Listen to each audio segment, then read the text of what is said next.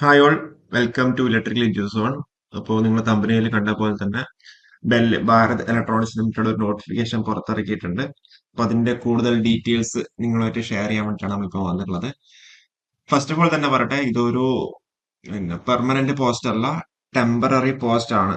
Okay, temporary post. നിങ്ങൾക്ക് അതിന്റെ ഇന്നത്തെ കാലത്ത് ഒരു ജോലി എന്ന് പറയുന്നത് വളരെ വളരെ ഇമ്പോർട്ടന്റ് ആയിട്ടുള്ള ഒരു കാര്യമാണ്. അപ്പോ നിങ്ങൾക്ക് എന്താ ടെമ്പററി ആയിട്ട് നോക്കിയിട്ട് അതിന്റെ കൂടെ തന്നെ പാരലായിട്ട് ഒരു പെർമനന്റ് ജോബിലേക്ക് പോവാം. അതല്ല, പെർമനന്റ് ജോബ് മാത്രം തന്നെ ഫോക്കസ് ചെയ്യുന്നുണ്ടെങ്കിൽ ആ രീതിയിൽ നിങ്ങൾക്ക് അവിടെ ഫോക്കസ് ചെയ്യാം.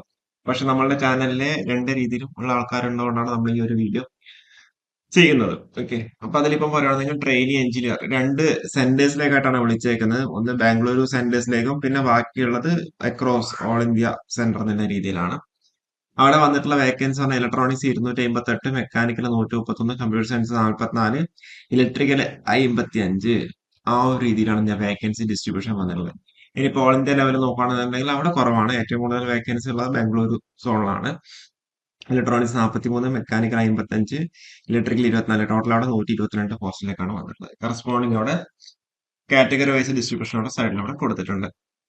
അപ്പൊ ഇതിൽ അപ്പർ ഏജ് ലിമിറ്റ് പറഞ്ഞാൽ 28 വയസ്സാണ് കേട്ടോ. 28 വയസ്സാണ് അവിടെ അപ്പർ ഏജ് ലിമിറ്റ് പറഞ്ഞത്. ജനറലും EWS അതേപോലെ corresponding OBC, SC ST, PWD കാൻഡിഡേറ്റ്സിന് 3 month 10 വർഷം വരെ ഇന്ത്യ അവിടെ ഏജ് റിലാക്സേഷനും കാര്യങ്ങളൊക്കെ അവിടെ ഉണ്ട്. അതേപോലെ നിങ്ങൾ അവിടെ സർട്ടിഫിക്കറ്റിന്റെ കാര്യങ്ങൾ അവിടെ പറയുന്നുണ്ട്. ഇനിയിപ്പോ ക്വാളിഫിക്കേഷൻ എന്ന് പറഞ്ഞിട്ടുണ്ടെങ്കിൽ ജസ്റ്റ് എന്താ BSc BTech BE എന്തായിരിക്കണം, 4 ഇയർ കോഴ്സ് ആയിരിക്കണം. പാസ് ക്ലാസ് മതി, അല്ലാതെ 50% അല്ല, അല്ലാതെ 65 അല്ലെങ്കിൽ 78 അങ്ങനെയൊന്നുമില്ല. ജസ്റ്റ് പാസ് ക്ലാസ് ഉണ്ട്. നിങ്ങൾ ഒരു BTech ഗ്രാജുവേറ്റ് ആണെന്നുണ്ടെങ്കിൽ നിങ്ങൾക്ക് ഈ ഒരു പോസ്റ്റിലേക്ക് അവിടെ അപ്ലൈ ചെയ്യാൻ വേണ്ടി പറ്റുന്നുണ്ടാവും. ഇലക്ട്രോണിക്സിന് അപ്ലൈ ചെയ്യാൻ പറ്റുന്ന stream mechanical, computer science, electrical ആർക്ക് ഇലക്ട്രിക്കൽ ഇലക്ട്രോണിക്സും ഇലക്ട്രിക്കലും അപ്ലൈ ചെയ്യാൻ വേണ്ടി പറ്റുന്നുണ്ടാവും. ഓക്കെ, അതേപോലെ നിങ്ങൾ തന്നെ അപ്ലൈ ചെയ്യുന്ന സമയത്ത് എന്തായാലും AICTE അല്ലെങ്കിൽ UGC റെക്കഗ്നൈസ്ഡ് അപ്രൂവ്ഡ് കോളേജ് ആയിരിക്കണം നിങ്ങൾ ക്വാളിഫൈ ആയിട്ടുണ്ടാവുന്നത്. കറസ്പോണ്ടിങ് ആയിട്ട് എന്താ പ്രൊഫഷണൽ ഫൈനൽ ഡിഗ്രി സർട്ടിഫിക്കറ്റ് എന്താ നിങ്ങൾ അവിടെ അപ്ലൈ ചെയ്യുന്ന സമയത്ത് അറ്റാച്ച് ചെയ്യണം. ഓക്കെ, പിന്നെ പറയാനുള്ളത് എന്താ വെച്ചാൽ നിങ്ങളുടെ പാക്കേജ് എന്തായിരിക്കും എന്നുള്ളതാണ്. അപ്പം ഇത് നമ്മൾ ഓൾറെഡി പറഞ്ഞു, 2 വർഷമാണ് നമ്മൾ ഇനീഷ്യൽ ആയിട്ട് നമ്മൾ നിങ്ങളെ സെലക്ട് ചെയ്യുന്നുണ്ടാവാം. പിന്നെ എന്താ, ഒരു വർഷം കൂടി വേണമെങ്കിൽ എക്സ്റ്റെൻഡ് ചെയ്യാം. മാക്സിമം 3 വർഷം എന്നുള്ള രീതിയിലാണ്. ഫസ്റ്റ് ഇയർ നിങ്ങൾക്ക് 30,000 ആയിരിക്കും പെർ മന്ത് കിട്ടുന്നുണ്ടാവുക. സെക്കൻഡ് ഇയർ 35,000 ആയിട്ടുണ്ടാവും.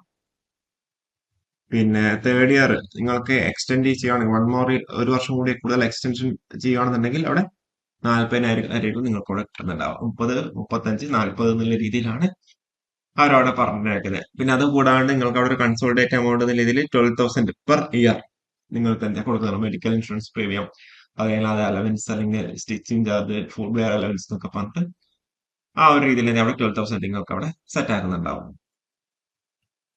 ഇനി നമ്മുടെ സെലക്ഷൻ പ്രൊസീജിയറിലേക്ക് വരുവാണെന്നുണ്ടെങ്കിൽ നിങ്ങൾക്ക് അവിടെ എന്താ ഒരു റിട്ടേൺ ടെസ്റ്റ് ഉണ്ടാവും, പിന്നെ ഒരു ഡോക്യുമെന്റ് വെരിഫിക്കേഷൻ ഉണ്ടാവും. അപ്പോൾ റിട്ടേൺ ടെസ്റ്റിന്റെ സിലബസ് കാര്യങ്ങളൊക്കെ പറയാം. അതുകൂടാണ്ട് എക്സാം ഡേറ്റ് അവിടെ വന്നിട്ടുണ്ട്. ഇലക്ട്രോണിക്സ് ആണെങ്കിൽ October 25, mechanical 25, computer science 26, electrical 26. Bangalore വെച്ചിട്ടാണ് നിങ്ങളുടെ റിട്ടേൺ ടെസ്റ്റ് ഉണ്ടാവുക. അപ്പൊ അതിന് 90 മിനിറ്റ്സിന്റെ ഡ്യൂറേഷൻ ആയിരിക്കും ഉണ്ടാവുക. 85 ക്വസ്റ്റ്യൻസ് ആയിരിക്കും ഉണ്ടാവുക.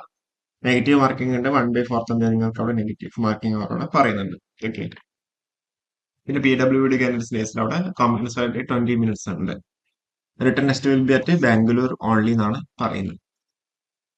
അതേപോലെ അപ്ലിക്കേഷൻ ഫീ വന്നിട്ടുള്ളത് 177 ആണ് അപ്ലിക്കേഷൻ ഫീ ആയിട്ട് വരുന്നുള്ളത്. അതായത് 150 രൂപയും പിന്നെ 18% GST എന്നുള്ള രീതിയിൽ. Okay, SC ST PWD candidates എന്താ ഫീ പേയ്മെന്റ് എക്സെപ്റ്റ് ചെയ്തിട്ടുണ്ട്. ഓക്കെ, അതേപോലെ fee once paid will not be refund എന്ന രീതിയിലാണ് പറഞ്ഞിട്ടുള്ളത്. അപ്പോൾ ഇത്രയാണ് പറഞ്ഞിട്ടുള്ളത് കേട്ടോ. ഓക്കെ, അപ്പോ ഇതിപ്പോ കഴിഞ്ഞ ദിവസം വന്നൊരു നോട്ടിഫിക്കേഷൻ ആണ്.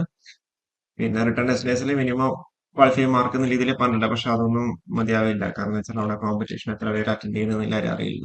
അപ്പോ പിന്നെ ആ ഒരു സമയത്ത് പറഞ്ഞിട്ട് selected candidates are required to covered under medical insurance scheme for a sum of 2 lakhs per annum for medical cover and 5 lakhs per annum life cover for submit the same time of joining. Okay, ആ ഒരു cover insurance coverage ഉണ്ടെന്ന് ഇതിൽ പറഞ്ഞിട്ടുണ്ട്. Okay, അപ്പോ last date എന്ന് പറയുന്നത് October 7-ാം തീയതിയാണ് last date. Okay, അപ്പോൾ അതിന് മുന്നേ തന്നെ നിങ്ങൾ അപ്ലൈ ചെയ്യുക. അപ്പോൾ കൂടുതൽ വീഡിയോസ് ആയിട്ട് വീണ്ടും വരാം. Okay, thank you.